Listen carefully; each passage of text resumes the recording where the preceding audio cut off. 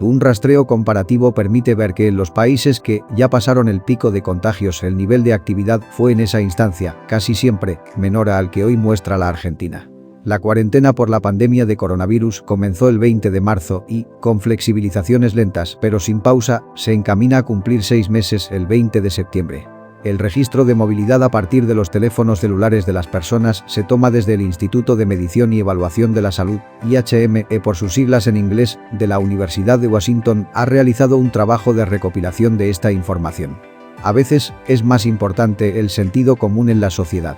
Es decir, cuando el peligro más acechó fue cuando la gente más eligió quedarse puertas adentro. En Argentina, por varios motivos, para muchos ya pasó el tiempo de cuidado. Fue ese tiempo en que el Estado se preparó para ampliar la capacidad del sistema de salud que ya hubiera colapsado en julio con el sistema existente. Hoy, según el índice MTBI, Mean-Time Between Infections, que elabora el profesor de estadística Néstor Barraza en la Universidad de 3 de febrero, hay en el país un contagio cada 7,78 segundos. Argentina ya superó el índice que mostraron varias naciones en el momento del pico y todavía no llegó. Chile marcó 8,43 segundos. México, 9,20, Italia, 8,98 y Gran Bretaña, 10,29, por mencionar algunos. Cuando se observa cómo manejaron la pandemia no solo los gobiernos, sino los ciudadanos en sus decisiones cotidianas, se ve que en la mayoría de los países europeos, salvo excepciones, y algunos de América, la mayor reducción de la movilidad coincidió con el pico de casos.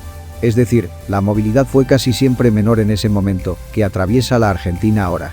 Hay varios ejemplos. Italia llegó al pico el 13 de marzo, cuando la movilidad en sus calles era un 58% menor a la normal. Francia lo hizo el 18 de marzo, cuando el parate llegó a ser un 61% más bajo que antes de la pandemia. En nuestro país, hoy la movilidad está un 42% por debajo de lo normal. En Europa, solo España coincidió con esta cifra cuando alcanzó su pico el 15 de marzo. Como se dijo, en casi todos los casos hubo un comportamiento racional del confinamiento.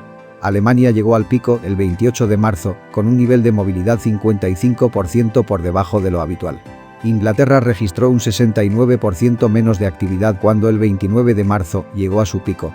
Incluso Canadá mostró un movimiento de sus ciudadanos 58% más bajo el 11 de abril, el día más álgido de su pandemia. Mientras que Estados Unidos, sin una cuarentena nacional y con Donald Trump jugándole en contra, tuvo una baja del movimiento del 50% en su pico de casos el 28 de marzo.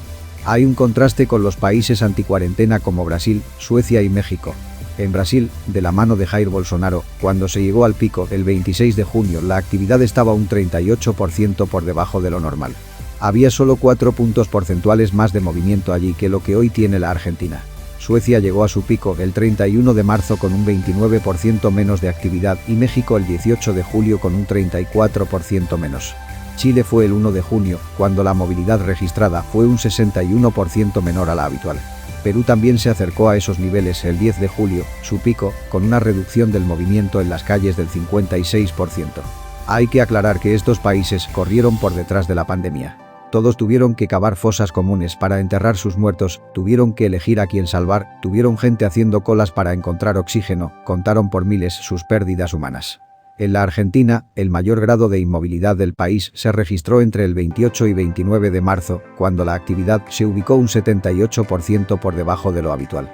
Luego, hubo una escalada en la que se pasó al 62% el 1 de mayo y al 50% el 1 de junio.